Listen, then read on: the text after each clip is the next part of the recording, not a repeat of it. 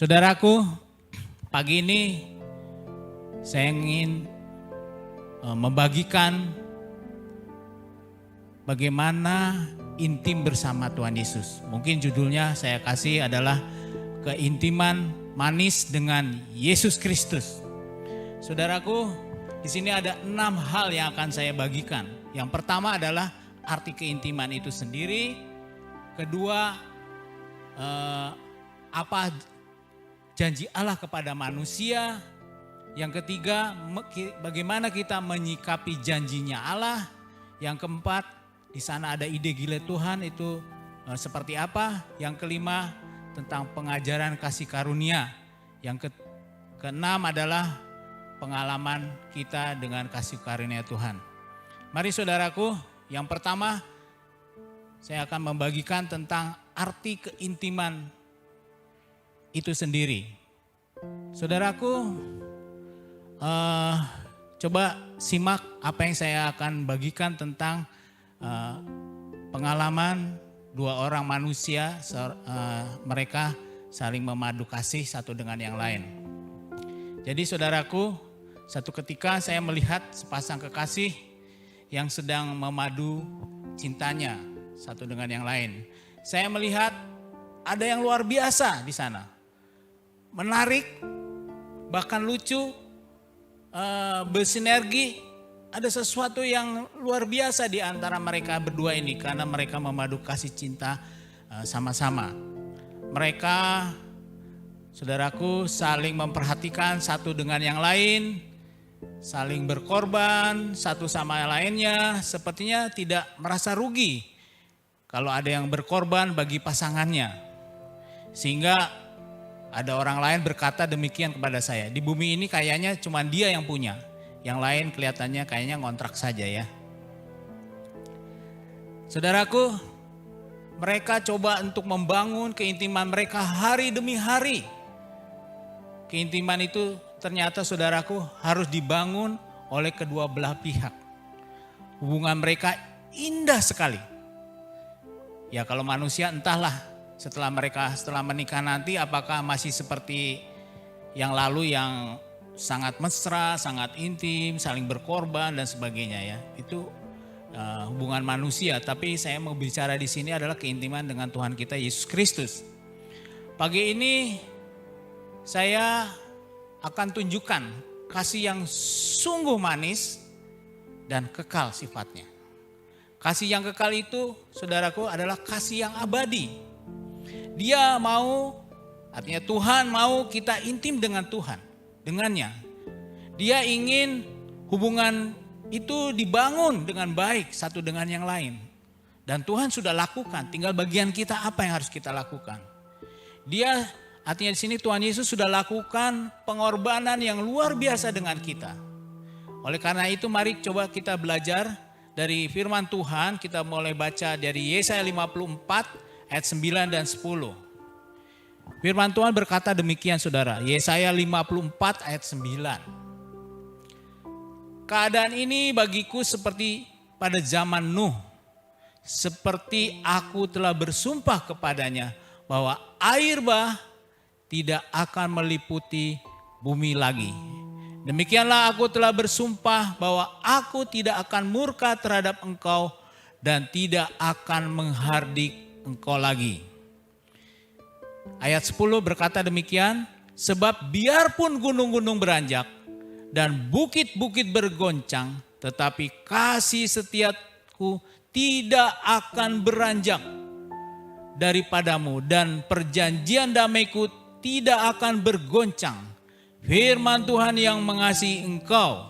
Demikianlah firman Tuhan. Kiranya apa yang kita baca boleh merasuk ke dalam batin kita dan membangun jiwa kita untuk hidup bersama Tuhan dengan lebih baik lagi. Kalau kita lihat dari firman itu, di sini ada sesuatu yang luar biasa yang Allah lakukan terhadap manusia. Dia melakukannya dengan kesungguhan yang luar biasa. Kelihatan di sini bagaimana Allah mau melihatkan kepada manusia bahwa begitu sayangnya dia dengan manusia ciptaannya. Dia begitu tergila-gila dengan manusia untuk manusia menjadi partner dalam alam semesta ini. Saudaraku, kita lihat saudaraku, dari Mazmur, dari kitab Yesaya 54 ini tentang apa janji Allah kepada manusia. Pasal 54 itu saudaraku adalah janji Tuhan kepada bangsa Israel. Dan itu juga janji bagi umatnya atau umat manusia sekarang ini. Bagaimana Allah begitu cintanya kepada bangsa yang ia pilih saudaraku.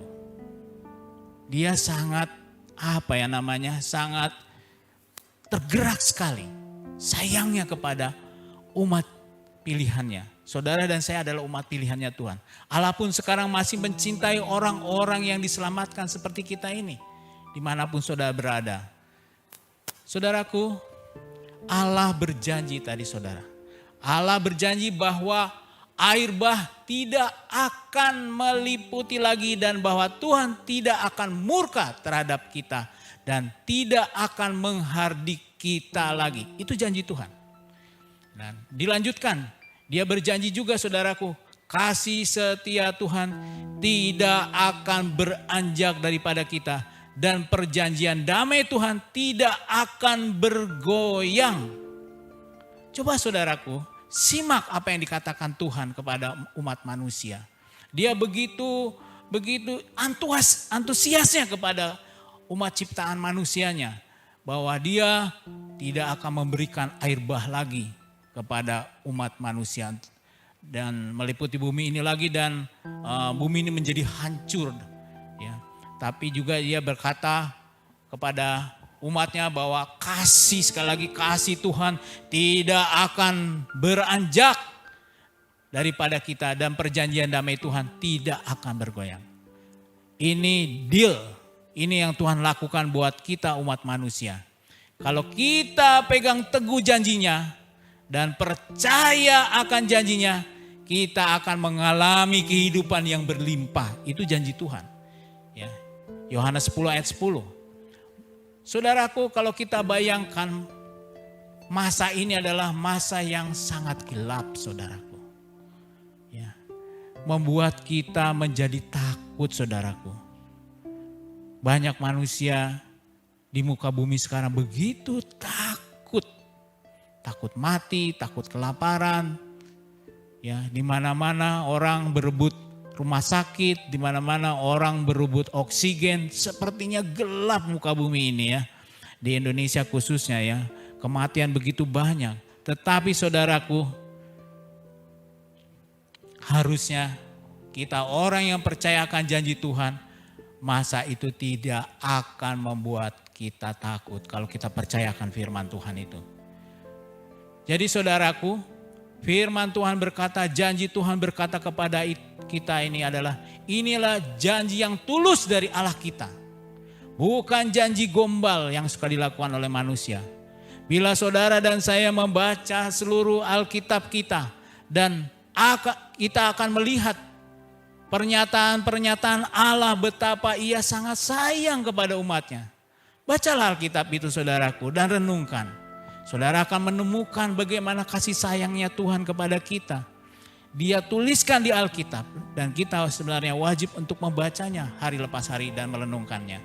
Kata Tuhan tuh katanya tak habis-habisnya kasihnya atas kita semua. Sangat cintanya dia kepada kita semua.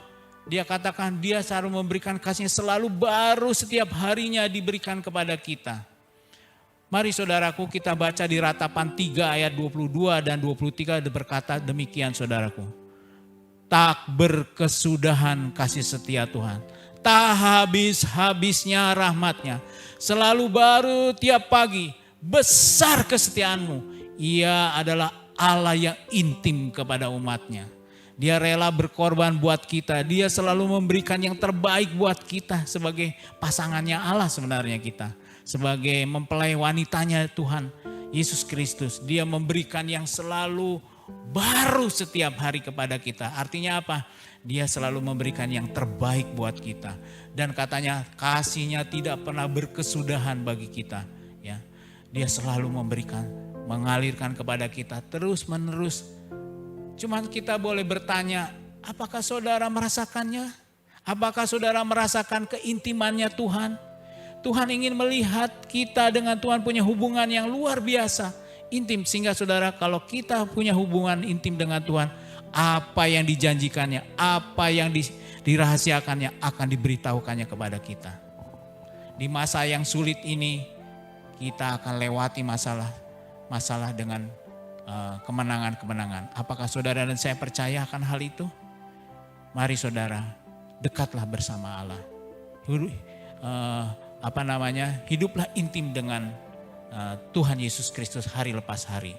Saya mengajak jemaat Tuhan, gereja Tuhan sama-sama dimanapun saudara berada. Di masa ini adalah kesempatan yang baik buat kita. Kita punya waktu untuk duduk di kaki Yesus, untuk datang kepada Tuhan, untuk beristirahat di kakinya Tuhan, mendengarkan apa yang Dia mau. Dan Dia akan berkata kepada saudara, aku akan yang berperang untuk kamu. Saudaraku, tadi Allah berjanji. Apa sikapnya? Apa yang harus kita sikapi? Mari kita melihat atau menyikapi janjinya. Mari kita menyikapi janji-janjinya Allah dengan baik dan benar. Ada sebagian orang menyikapinya dengan salah janji Tuhan. Mengapa? Sebentar saya akan ceritakan. Saudaraku, karena salah menyikapinya, maka ada salah persepsi, ada salah tafsiran. Dan ini saudaraku akan digunakan oleh iblis untuk menjebak umat Tuhan. Dia sangat senang umat Tuhan salah menafsirkan apa yang dikatakannya. Sehingga saudaraku, kita tidak bisa intim dengan Allah kita. Kita merasa Allah itu kejam dengan suasana, dengan permasalahan COVID ini. Kelihatannya sepertinya Tuhan sedang memberikan pencobaan kepada umatnya. Dan itu diperkatakan terus, dan iblis sangat senang dengan hal itu. Saudaraku, jadi silahkan saudara menyikapi janji Tuhan dengan benar, supaya saudara boleh menikmati kemenangan atas masa yang sulit ini.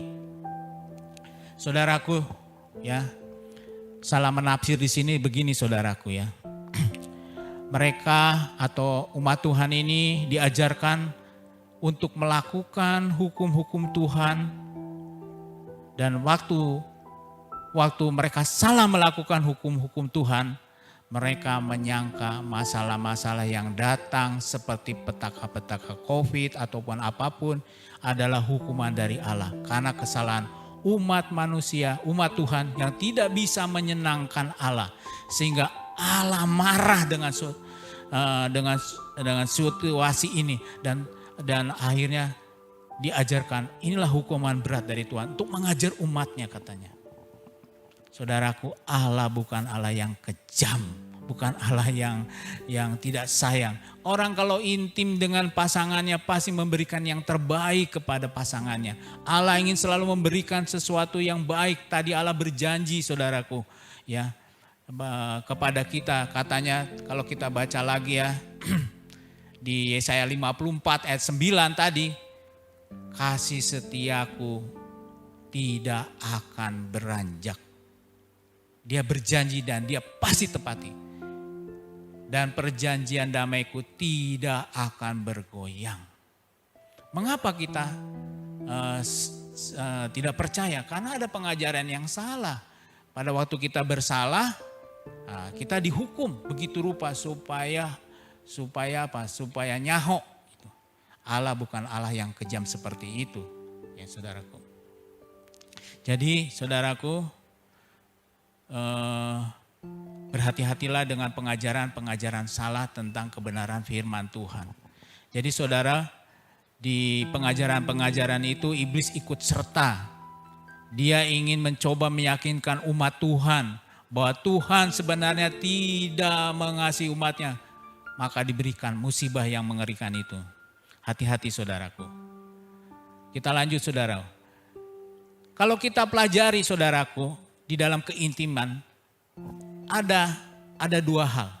Ketakutan dan cinta itu tidak dapat hidup berdampingan dalam hubungan yang erat atau hubungan yang sehat. Tidak ada. Ketakutan dan cinta tidak dapat hidup berdampingan dalam hubungan yang sehat. Ya.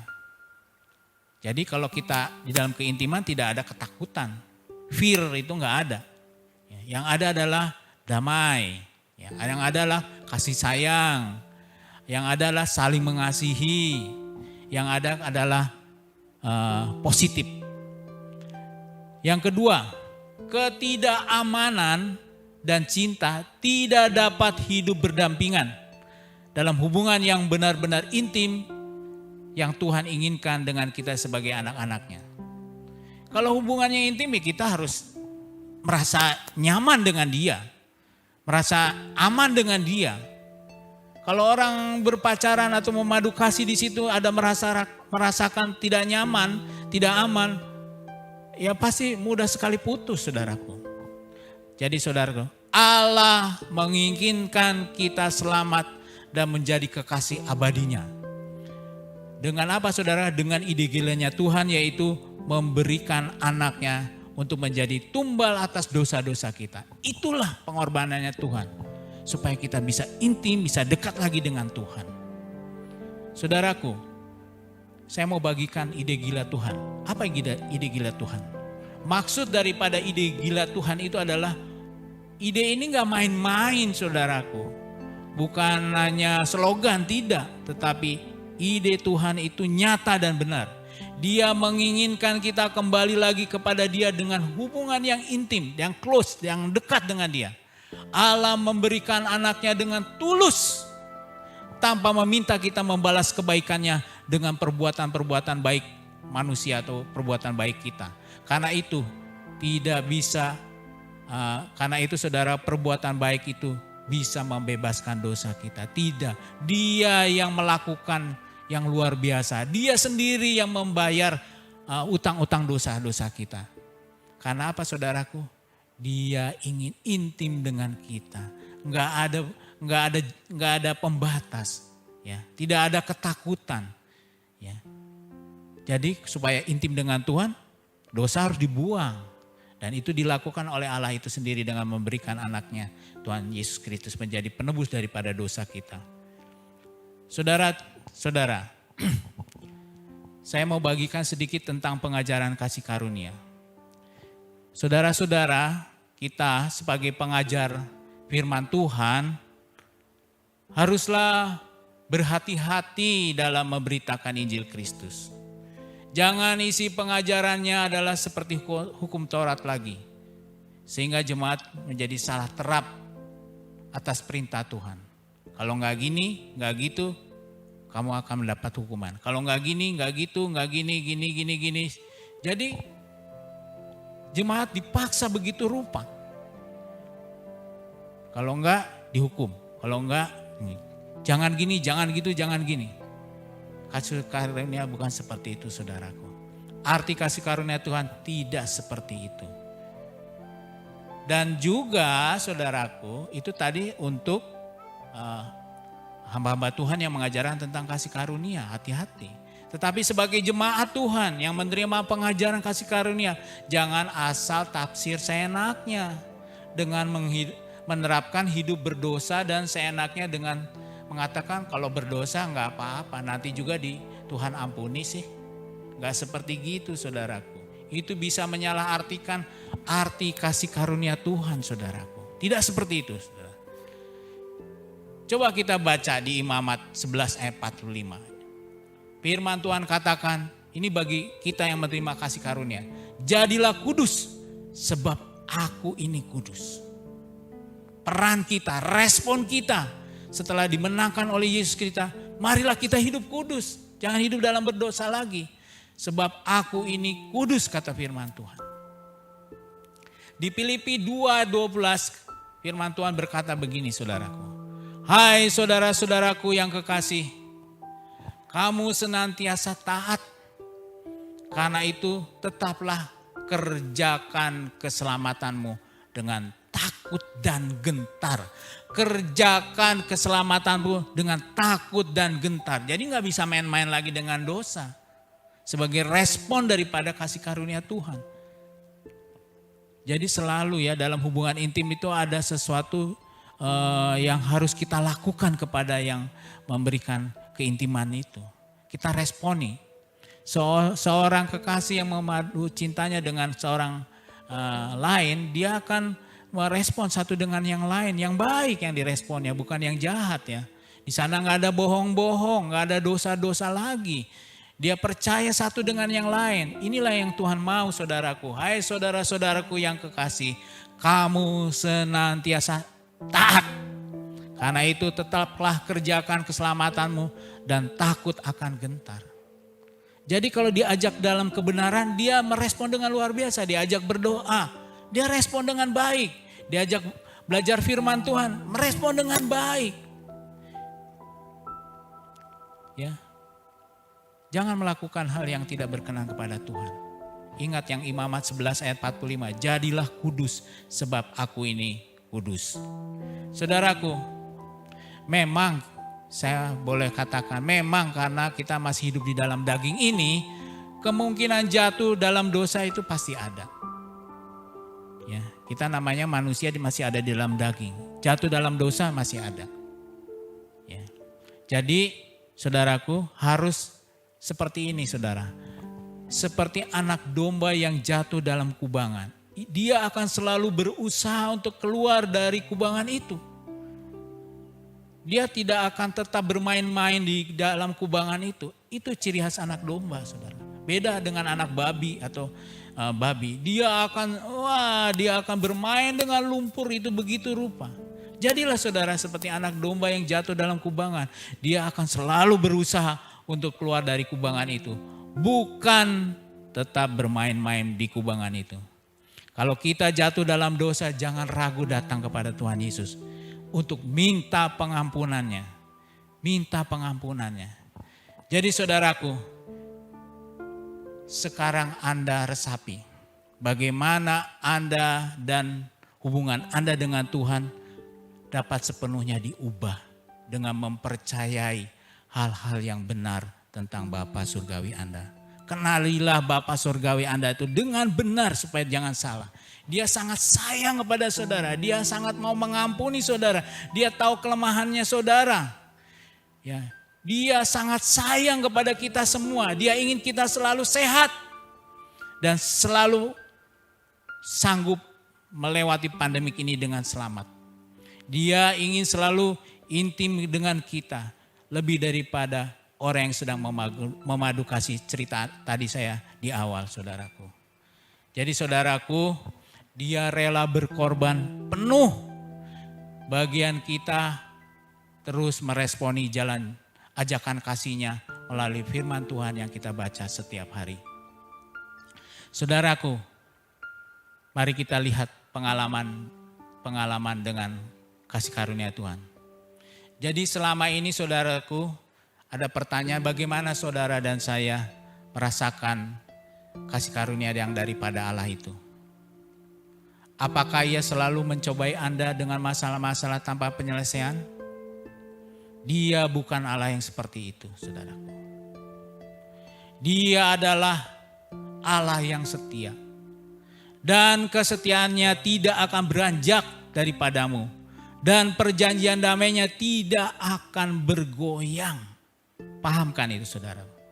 Kita semua di gereja ini di mana Anda berada sedang bersama-sama sedang mengalami keadaan yang gelap. Masalah yang susah di pandemik ini. Percayalah akan janjinya. Allah tidak selalu marah kepada kita. Mungkin kita sering berkata, aku tidak bisa melakukan firman-Nya. Susah firman-Nya.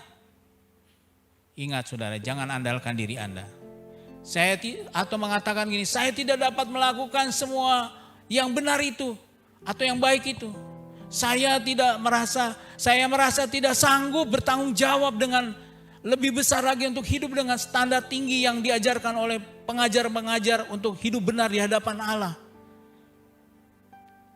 Atau saudara mengatakan saya merasakan sudah bertobat tetapi merasa masih jauh dari hidup yang baik itu. Saya merasa tidak cukup baik di hadapannya. Allah akan menyangkupi saudara. Allah akan menyangkupi siapapun yang mendengar firman Tuhan hari ini. Dia sudah berikan Roh Kudus kepada kita untuk membimbing dan memimpin, untuk memampukan kita menjalankan firman Tuhan. Jadi saudaraku, rasakanlah pengampunan Tuhan Yesus. Ucapkan terima kasih untuk kasih karunia-Nya atas hidup Anda. Ketika Anda mulai percaya dengan benar tentang kasih karunia dan anugerahnya terhadap Anda, perubahan permanen akan terjadi dalam hidup saudara. Dan hidup itu membebaskan. Yang daripada Tuhan membebaskan kita dari ketakutan itu, saudaraku. Jadi yang terakhir, saudaraku, jadilah kuat dalam kasih Tuhan untuk Anda. Dan jangan biarkan kepercayaan yang salah merampas kehidupan yang penuh sukacita dan damai dari Anda. Firman Tuhan yang terakhir katakan di Mazmur 145 ayat 8. Ada dua yang bahasa Indonesia dan yang ada bahasa Indonesia sehari-hari. Ada terjemahan baru. Mari saudara kita baca. Tuhan itu pengasih dan penyayang, panjang sabar dan besar kasih setianya. Kalau bahasa Indonesia sehari-hari, Tuhan itu pengasih dan penyayang, lambat marah dan selalu mengasihi. Kiranya firman Tuhan hari ini membuat saudara dan saya terbebaskan dari rasa-rasa yang selama ini tidak sebenarnya datang dari Tuhan.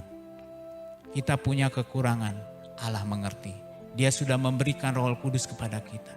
Dia sudah memberikan kelepasan kepada kita. Terimalah itu. Ya, kita selalu datang kepada Dia. Jagalah hubungan-hubungan kita dengan Dia.